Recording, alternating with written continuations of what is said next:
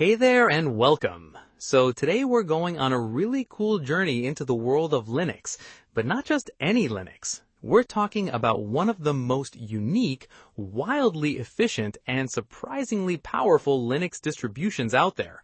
It's called Alpine Linux. And honestly, once you understand what makes it special, you'll never look at Linux distros the same way again. So buckle up, let's get into it. Now, before we dive into Alpine itself, let me ask you something. Have you ever downloaded Ubuntu or Fedora and thought, wow, this is a pretty chunky download? We're talking gigabytes just to get started. That's fine for a full desktop experience, but what if you just needed a server, a container, or a tiny embedded device? Suddenly, carrying all that weight feels unnecessary. And that's exactly the problem Alpine Linux was built to solve. So here's something that will blow your mind. Alpine Linux, the entire operating system, weighs in at around just 5 megabytes. That's not a typo. 5 megabytes. For comparison, Ubuntu's base install is around 2 gigabytes. That means you could fit 400 Alpine installations in the same space as one Ubuntu install. This isn't just impressive, it's a completely different philosophy about what an operating system should be. Now, Alpine didn't just appear out of thin air. It grew out of earlier projects like Leaf, the Linux Embedded Appliance Framework, which were designed for routing and embedded computing back in the early 2000s. Alpine Linux as we know it really took shape around 2005, built by a developer named Nathanael Kopa. The entire goal from day one was build a Linux that is small, secure, and resource efficient. That mission has stayed rock solid ever since. One of the biggest reasons Alpine is so small is a library called muscle libc. And yes, it's pronounced muscle, like the shellfish. Most Linux distros use something called glibc, the GNU-C library, which is huge and feature-packed. Alpine swaps that out for muscle libc, which does the same essential job but in a fraction of the size. It's cleaner, simpler, and frankly, more secure. Think of it like swapping a full toolbox for a perfectly crafted multi-tool.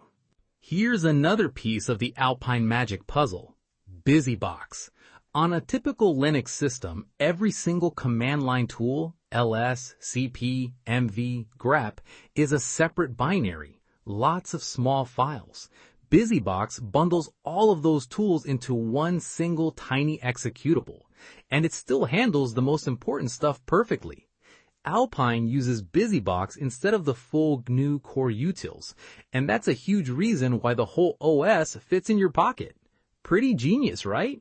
Okay, now let's talk security, because this is where Alpine really struts its stuff.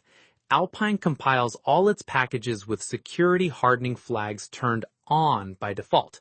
Things like position-independent executables, stack smashing protection, and RELRO, which stands for relocation read-only. These are not extra add-ons. They are baked in from the start.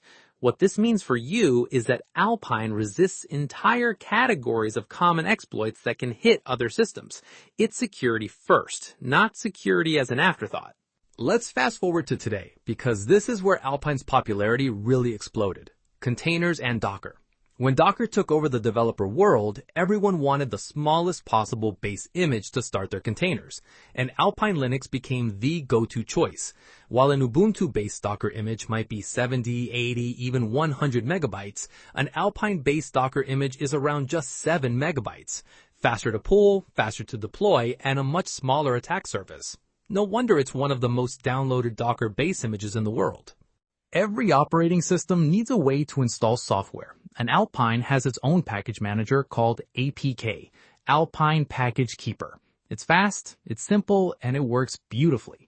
Want to add a web server? Just type apk add ngix and you're done in seconds.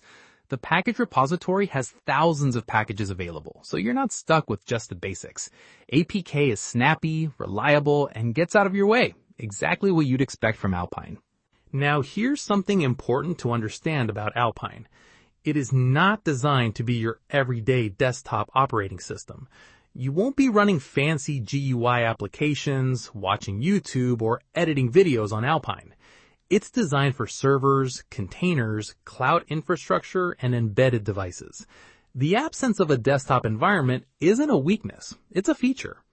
Every piece of software that isn't there is one less thing that can go wrong or get hacked.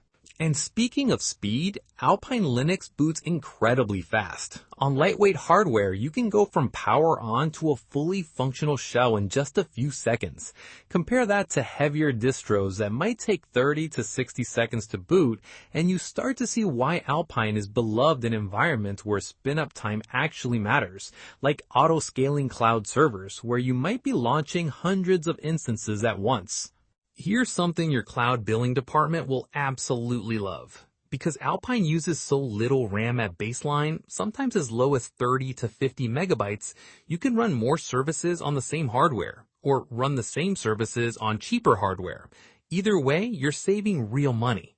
In cloud environments where you pay for every gigabyte of RAM per hour, Alpine's efficiency isn't just nice, it directly reduces your infrastructure costs. That's a massive win.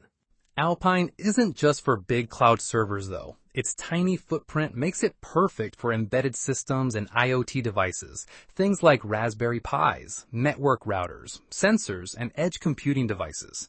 If you're building something that needs to run Linux on minimal hardware with minimal power consumption, Alpine is one of the first distros you should be reaching for. It runs where other distros simply cannot fit. Let's peek at the file system for a moment. When you first log into an Alpine system, you'll be surprised by how clean and minimal everything is. The etc. directory, the bin directory, everything is sparse and intentional. There's no clutter, no unnecessary services running in the background, no surprise daemons you didn't ask for. Every process running on your Alpine system is a process you put there on purpose. That level of control is genuinely refreshing. So, how do you actually get started with Alpine? It's easier than you might think. You can download the ISO from the Alpine website and boot it in a virtual machine or on bare metal. Or, most commonly, you just pull the official Alpine Docker image with one command, docker pull Alpine. From there, you can start a container, install exactly what you need with APK, and build your own custom minimal environment. The learning curve is gentle, and the community documentation is excellent. Now let's pull back and look at the big picture. Alpine Linux is built on 3 core pillars. First, minimal size, because small means fast and efficient. Second, strong security, because hardened defaults protect you without extra effort. And third, community-driven development, because Alpine is maintained by passionate open source contributors who genuinely care about getting it right. These 3 pillars work together to make Alpine something genuinely special in the Linux ecosystem. In the real world of DevOps and cloud engineering, Alpine shows up everywhere. If you've ever used GitLab CI/CD, GitHub Actions, or Kubernetes, there's a very good chance an Alpine-based container was running somewhere in that pipeline. Engineering teams at large companies use Alpine to keep their build images lean, their deployments fast, and their security posture tight. It's not a niche curiosity. It's a professional-grade tool used at massive scale every day. Let's do a quick side-by-side comparison. Ubuntu, great for desktops and beginners, but heavy. Debian, stable and trusted, but still a significant footprint. Fedora, cutting edge, but resource hungry. Alpine, minimal, fast, secure, container ready, and ideal for infrastructure.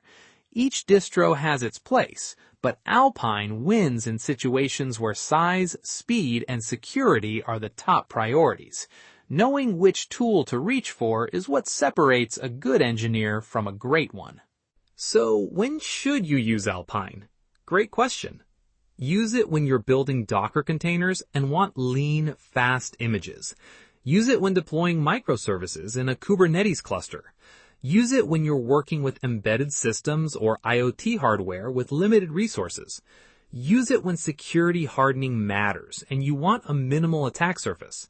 But for a full desktop experience, stick with Ubuntu or Fedora. Knowing the right tool for the right job is engineering wisdom. And there we have it. We've covered the full Alpine Linux story, from its tiny 5 megabyte install to Musil libc, BusyBox, APK, its Docker dominance, security hardening, lightning fast boot times, and real-world DevOps use cases. Alpine Linux proves that in the world of software, less really can be more. If you haven't tried it yet, go spin up an Alpine container today. I promise it'll change how you think about Linux forever. Thanks so much for watching, and I'll see you in the next one.